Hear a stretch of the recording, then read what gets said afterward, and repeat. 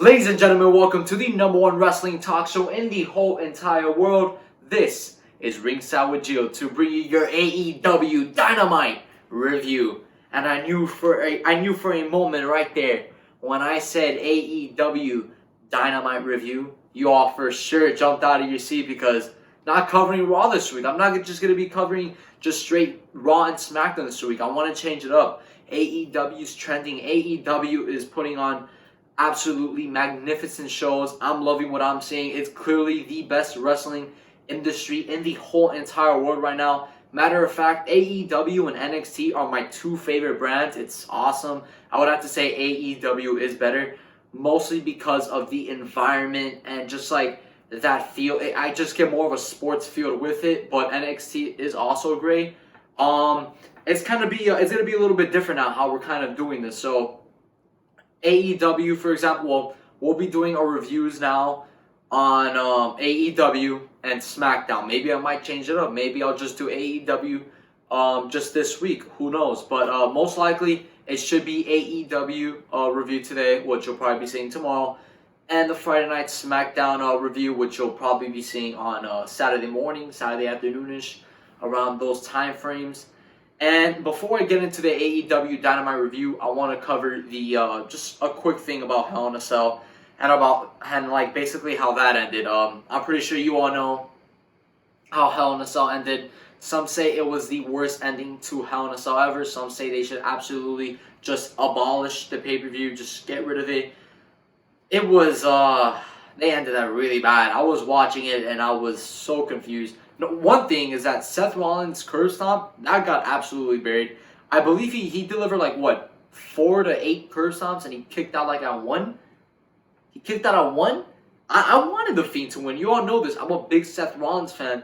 But now he's getting into that, let's say, the Roman Reigns territory that Roman Reigns was in last year when he was a Universal Champion, or when he was fighting for it, trying to beat Lesnar for it. And he was just like getting that heat from the fans because they just weren't into it. Seth Rollins has literally fallen in that category.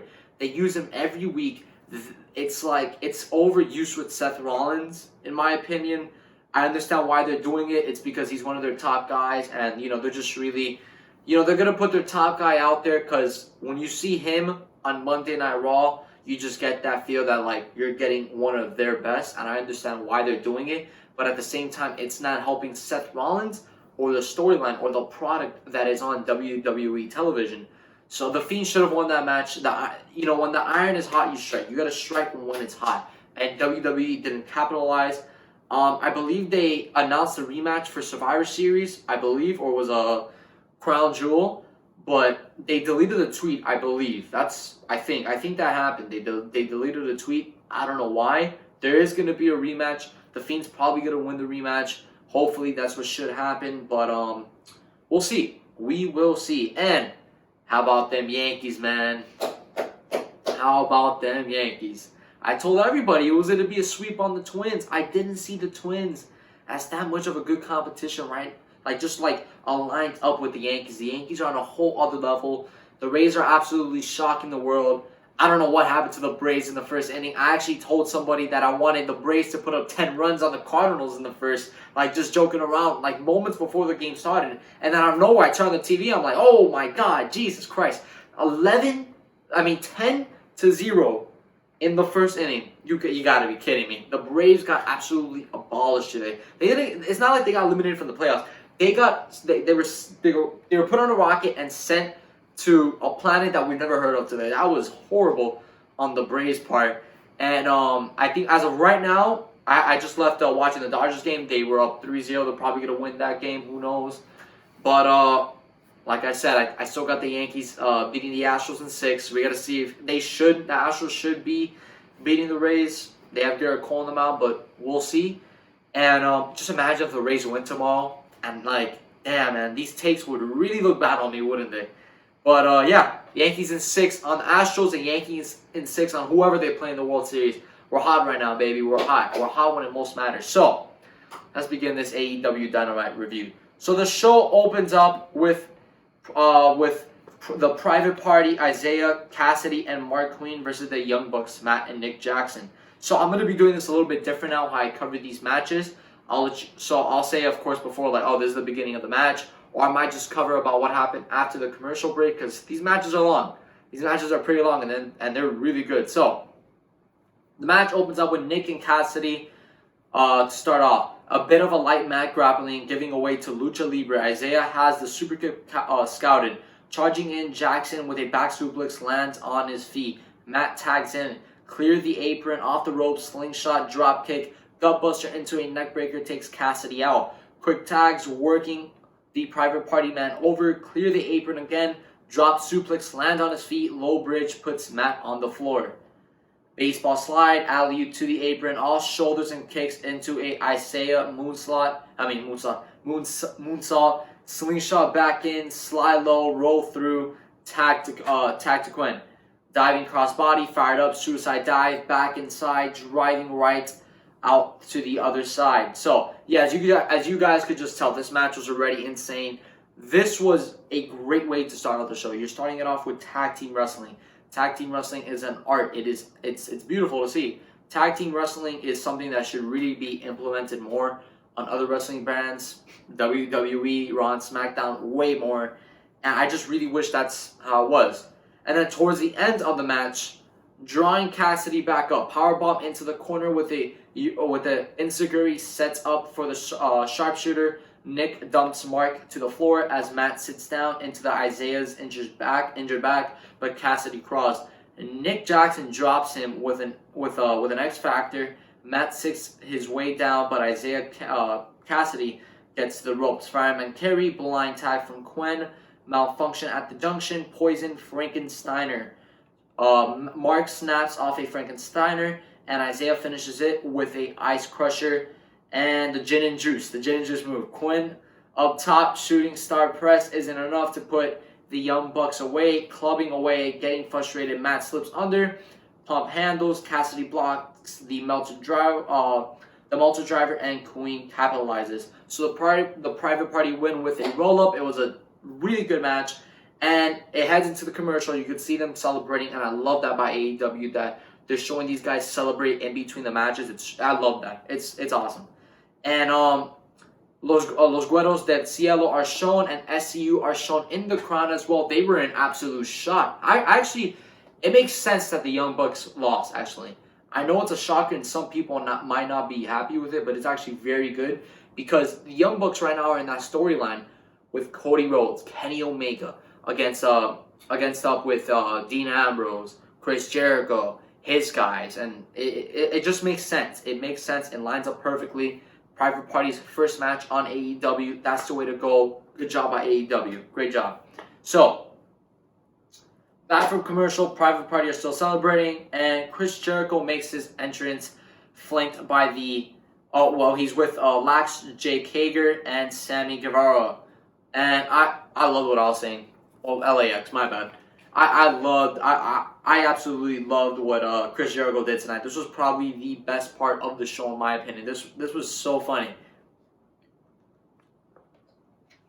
So, Chris Jericho gets on the mic and introduces himself as a champion and says the debut episode of Dynamite took the world by storm last week, and he takes all the credit. He talks about his group proved themselves last week, and they're not the next, and they are the next. And now he calls them his confidence and the closest man he's ever met, and they're going to keep working together, and they do have a name.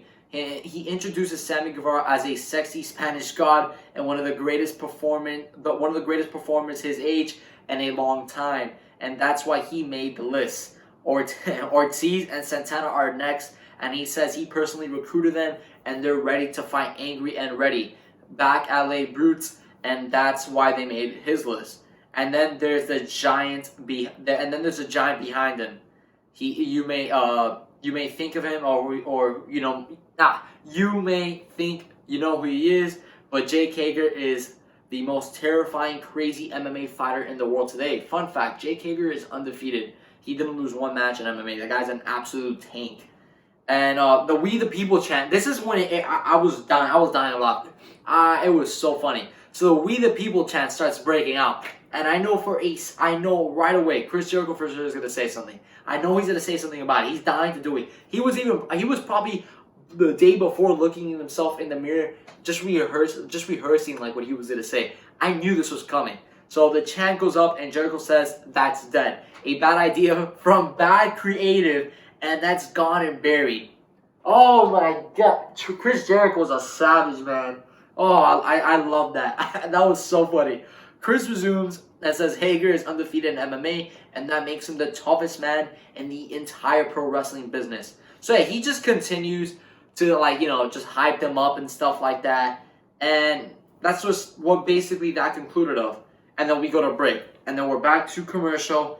And Jimmy Havoc gets a picture in picture promo about the inhumane amounts of violence he's been through in his career, and how he's going to make Darby Allin feel the pain and become the #1 contender to the AEW Championship. So next year is the Darby Allin versus the Jimmy Havoc AEW Championship #1 contenders match. This was a really good match. I'm just going to cover really the ending here. So it was a back elbow out of the corner, up and over, uppercut, back row. Allin running hot, but Havoc catches him, and an elevated sleeper hold in the corner. Transition into a sleeper suplex, and Darby rolls to the floor and sends us to break.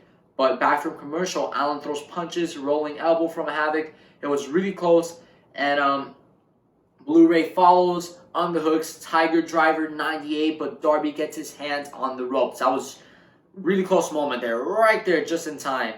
Jimmy puts boots to him in frustration, thinking acid rainmaker, but Allin bites him to block. Standing diamond dust up top. Darby Allin wins via pinfall, with the coffin drop to become the #1 contender for the AEW World Championship. And I believe that match will be happening next week. I believe so. Next here was B. Brisley and Emi Sakura versus Dr. Britt Baker and DMD and Rhino. And Ryu, my bad, Rhino. Yeah, this was a good match. I love the fact that they're putting Britt Baker a lot. My opinion, her, Tessa Blanchard, Charlotte Flair, Becky Lynch, Sasha Banks, Asuka, all of those are really the best women wrestlers in the whole entire business. Alongside with Shayna Baszler and Kairi Sane, like those Ember Moon, just that class right there alone. It's great. And even Candice LeRae you can put in there. So yeah, Dr. Britt Baker, DMD, and Ryu win by submission with Rings of Saturn from Baker on Emi Sakura. So post-match, Aubrey Edwards has to separate Priestley from Baker repeatedly. Commentator hypes up the tag team main event, and we get to the best friends, Vignay, and where they hug in a park, and they cut to them being interviewed. Chuck Taylor passes the interview to Orange Cassidy, who gives his trademark thumbs up. He's just sitting there with his glasses, and he's going like that, just like the whole time when the camera's on him. And it was super funny.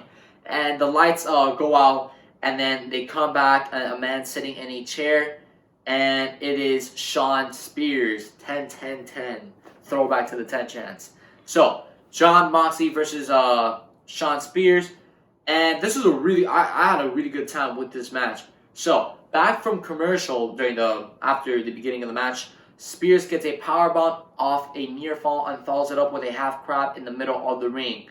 Moxley posts up kicks the break. Shawn knees him right through the ropes. Spears runs the ropes, suicide dive, and then towards the end of the match, drawing Shawn up, fireman's carry counter, slips out, tray chops in the middle of the ring, forearms off the top rope, pump kick. Moxley decks him with a lariat, calling for it on the hooks, nope. And then Urushiyogi counters, and fireman's carry 2 countered, and Jon Moxley wins with his finisher. And then after the match, Kenny Omega is standing by the entranceway where they do their entrances, and he has a freaking broom in his hand with how can I forget what you call it? He has with barbed wires. He has a broom with barbed wires around the broom, and he has a baseball bat. And then he throws the baseball bat to Jon Moxley, And I'm like, oh, these guys are about to go out and this is going to be great. But then Pac was also on commentary, by the way, in the past match I just talked about. But yeah, Pac blindsides him with the steel chair. He blindsides Kenny Omega, and he sends him to the ground. And we didn't see any interact or any fight there between Moxley and Omega because Pac interfered and put an end to that.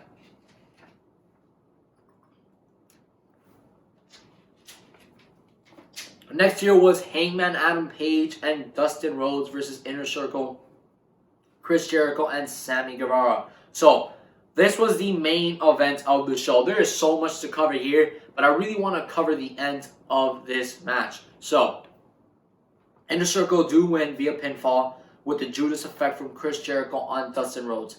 So, towards the end of the match, Dustin Rhodes had Chris Jericho's both legs like in the middle of the turnbuckle, and we already know he was gonna kick him right in the family jewels. But before he did that, Jake Hager comes in the ring while the referee is turned around, assisting Hangman Adam Page, and he hits Goldust. He hits Dustin Rhodes, and Dustin Rhodes is he hits him to the ground, and then Chris Jericho is setting up Dustin Rhodes for the Judas effect. He lands that and he wins. And then post-match, the Inner Circle put boots to Dustin Rhodes. And then Heyman makes a save, but Hager takes him out with a lariat. Paige returns the favor with a chair shot, and they brawl on the ramp. Jericho and Guevara keep working Rhodes over. The lights go out, and then Cody is there. Cody, he's just staring down Chris Jericho like an absolute hawk, because these two are set to fight. Barring, though, who knows if with Chris Jericho's match that's going to be coming up against, I'm getting better with these names, I'm sorry guys, you know it's a little kind of new to me, but with Darby Allin, and yeah, that's it. We got to see what's going to happen if Chris Jericho, if he's going to retain against Darby Allin. I'm pretty sure he will, because that Cody Rhodes and Jericho match is getting already heavily promoted. And Cody then comes out. And the lights came out. Cody's here. They stare each other down, but he gets attacked from behind from Santana and Ortiz. And Jericho is choking Cody with the tie that he was wearing. And then Maxwell Jacob Friedman, MJF comes in. MJF is my favorite heel in the whole entire wrestling business. MJF comes out with a steel chair. He just destroys everybody, but then Chris Jericho hits him with a code breaker. Everybody continues to get beat down. But then the Young Bucks make the save. They absolutely clear the ring with a super kick party, and Jericho he takes his title and poses. He gets out of the ring, and then Jericho tells Cody he's gonna pay for it.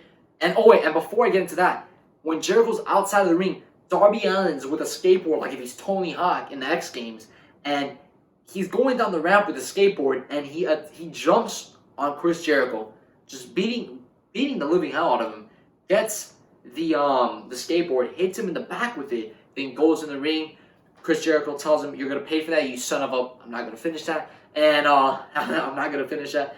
And then Jericho tells Cody basically how he's gonna pay for that too, and how he'll see Darby next week. He calls the babyfaces stupid idiots, and he says the Inner Circle is taking control. Good name for a team as well. I really like that, the Inner Circle.